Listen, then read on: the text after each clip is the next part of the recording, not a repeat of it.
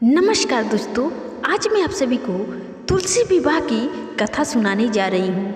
यह कथा आप पूरे अंत तक जरूर सुनिएगा। इस कथा को सुनने से तुलसी माता, विष्णु भगवान और लक्ष्मी माता बहुत ही प्रसन्न होती है और आपकी जो भी मनोकामना होती है वो जल्द ही माता पूरा कर देती है। तो अपनी मनोकामना के साथ इस कथा को पूरे अंत तक अवश्य सुनिएगा। तो चलिए दोस्तों, कथा को शुरू करते हैं। पौराणिक कथा के अनुसार प्राचीन काल की बात है। एक बार शिव जी ने अपने तेज को समुद्र में फेंक दिया था और उसी तेज से एक महातेजस्वी बालक ने जन्म लिया। यह बालक आगे चलकर जलंधर के नाम से पराक्रमी दैत्य राजा बना। इसकी राजधानी का नाम जलंधर नगरी था। दैत्य राज कालनेमी की कन्या वृंदा का विवाह इसी जलंधर पराक्रमी दैत्य से हुआ। जलंधर महाराक्षस था। अपनी सत्ता के मद में चूर वह इतनी सुंदर अपनी पतिव्रता स्त्री वृंदा के रहते हुए भी उसने माता लक्ष्मी को पाने की कामना से युद्ध किया, परंतु समुद्र से ही उत्पन्न होने के कारण माता लक्ष्मी ने उसे अपने भाई के रूप में स्वीकार किया। वहां से पराजित होकर वह देवी पार्वती को पाने की लालसा से कैलाश पर्वत पर गया। भगवान देव आदि शिव का ही रूप धरकर माता पार्वती के समीप गया, परंतु मां ने अपने योग बल से उसे तुरंत पहचान लिया तथा वहां से अंतर्ध्यान हो गई। देवी पार्वती ने क्रोध होकर सारा वृत्तांत भगवान विष्णु को सुनाया। जलंधर की पत्नी वृंदा अत्यंत पतिव्रता स्त्री थी। उसी के पति व्रत धर्म की शक्ति से जलंधर ना तो मारा जाता था और ना ही पराजित होता था। इसलिए जलंधर का नाश करने के लिए वृंदा के पति धर्म को भंग करना बहुत ही आवश्यक था। इसी कारण भगवान विष्णु ऋषि का वेश धारण कर वन में जा पहुँचे, जहाँ वृंदा अकेली भ्रमण कर रही थी। भगवान के साथ दो मायावी राक्षस भी थे, जिन्हें देखकर वृंदा भयभीत हो गई। ऋषि ने वृंदा के सामने पल में दोनों को भस्म कर दिया। उनकी शक्ति देखकर वृंदा ने कैलाश पर्वत पर महादेव के साथ युद्ध कर रहे अपने पति जलंधर के बारे में पूछा। ऋषि ने अपनी माया जाल से दो बानर प्रकट किए। एक बानर के हाथ में जलंधर का सिर था तथा दूसरे के हाथ में धर।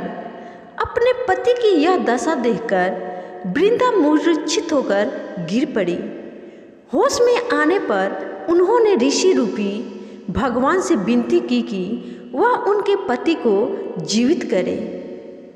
भगवान ने अपनी माया से पुनः जलंधर का सिर धड़ से जोड़ दिया, परंतु स्वयं भी वह उसी शरीर में प्रवेश कर गए। वृंदा को इस छल का तनिक भी आभास ना हुआ। जलंधर बने भगवान के साथ वृंदा पतिव्रता का व्यवहार करने लगी, जिससे उसका सती तत्व भंग हो गया। ऐसा होते ही वृंदा का पति जलंधर युद्ध में हार गया। इस सारी लीला का जब वृंदा को पता चला तो उसने क्रोध में आकर भगवान विष्णु को हृदयहीन शिला होने का श्राप दे दिया। अपने भक्त के श्राप को भगवान विष्णु ने स्वीकार किया और शालिग्राम पत्थर बन गए। सृष्टि के पालनकर्ता के पत्थर बन जाने से ब्रह्मांड में असंतुलन की स्थिति हो गई। यह देखकर सभी देवी देवताओं ने वृंदा से प्रार्थना की कि वह भगवान विष्णु को श्राप मुक्त कर दे। वृंदा ने सभी देवी देवताओं को उनके कहे अनुसार किया। उन्होंने विष्णु जी को श्राप मुक्त कर स्वयं आत्मदाह कर लिया।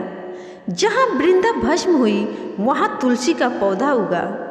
भगवान विष्णु ने वृंदा से कहा, हे वृंदा, तुम अपने सती तत्व के कारण मुझे लक्ष्मी से भी अधिक प्रिय हो गई हो। अब तुम तुलसी के रूप में सदा मेरे साथ रहोगी। तब से हर साल कार्तिक महीने की देव उठनी एकादशी के दिन तुलसी विवाह के रूप में मनाया जाता है। विष्णु जी ने यह भी आशीर्वाद दिया कि जो भी मनुष्य मेरे शालिग्राम रूप के साथ तुलसी का विवाह इस दिन कार्तिक माह के शुक्ल पक्ष की देव उठनी एकादशी या द्वादशी को करेगा, उसे इस लोक और परलोक में विपुल यश प्राप्त होगा। तो देरी किस बात की है दोस्तों, इस वर्ष देव उठनी एकादशी व्रत 12 नवंबर 2024 को रखा जाएगा। एकादशी व्रत का पारण 13 नवंबर 2024 द्वादशी तिथि को किया जाएगा। और जो लोग तुलसी विवाह देव उठनी एकादशी को नहीं किए हैं, वे लोग द्वादशी तिथि 13 नवंबर 2024 को कर सकते हैं। और जो लोग इस दिन भी किसी मजबूरी के कारण तुलसी विवाह नहीं कर पाते हैं, वे लोग देव उठनी एकादशी से लेकर पूर्णिमा तक के किसी भी दिन शुभ मुहूर्त में तुलसी विवाह कर सकते हैं। तो देरी किस बात की है दोस्तों, आप लोग भी माता लक्ष्मी, विष्णु भगवान और तुलसी माता की कृपा पाने के लिए तुलसी विवाह अवश्य करिए। और कमेंट में जय तुलसी माता, जय शालिग्राम जी, चाहे आप जय विष्णु भगवान भी लिख सकते हैं और जय लक्ष्मी माता भी अवश्य लिखिएगा। तो चलिए दोस्तों, आज के लिए इतना ही। फिर मिलूंगी किसी और धार्मिक कथा के साथ। तब तक के लिए आप सभी को बाय बाय, धन्यवाद।